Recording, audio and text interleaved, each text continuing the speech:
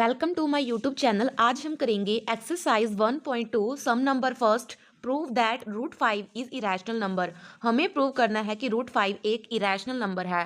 वैसे तो हमें पता है कि रूट 5 ऑलरेडी इरेशनल नंबर है, बट फिर भी हमें इसको प्रूव करना होता है। जब हमें किसी नंबर को प्रूव करना होता है तो उस नंबर को हम करते हैं लेट। तो let us assume that root 5 is rational number. हमने लेट कर लिया कि रूट 5 है वो रैशनल नंबर है। सॉरी, रूट 5 इक्वल में हम रखेंगे ए अपॉन में बी, फ्रैक्शन फॉर्म में रखेंगे। बी नॉट इक्वल होता है जीरो के।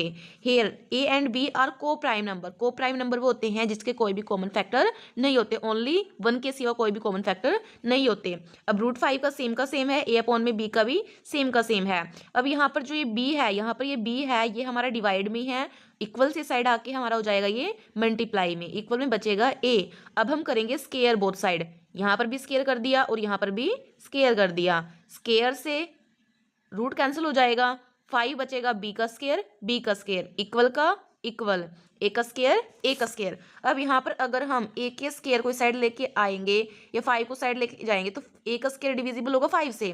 ऐसे ही ए इज ऑल्सो डिविजिबल बाय 5। अब हम लेट करेंगे ए इक्वल में 5c, और c यहाँ पर एक इंटीजर है। अब यहाँ पर भी स्केयरिंग बोथ साइड करेंगे।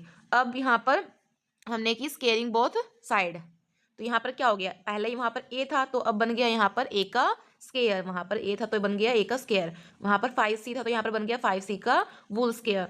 अब आप इसमें देखो, ए स्केयर इक्वल में आपको कितना दे रखा है, 5b का स्केयर। यहाँ पर आपको ए के स्केयर इक्वल दे रखा है 5b का स्केयर। तो हम ए के स्केयर के रिप्लेस कहाँ क्या डालेंगे, 5b का स्केयर। ए के स्केयर के रिप्लेस हम क्या डालेंगे, 5b का स्केयर। तो जहां पर ए का स्केयर था यहाँ पर हमने डाल दिया 5b का स्केयर। इक्वल में 5 का स्केयर कितना होता है 25, और c का स्केयर। अब 5 बन जाए 5, 5 5 जा 25, तो क्या बचेगा 5b का स्केयर, यहाँ पर 5 बच गया 5c का स्केयर। अब here a and b both divisible by 5। यहाँ पर भी जो हमारा ये है 5 है वो डिविजिबल है b के स्केयर से।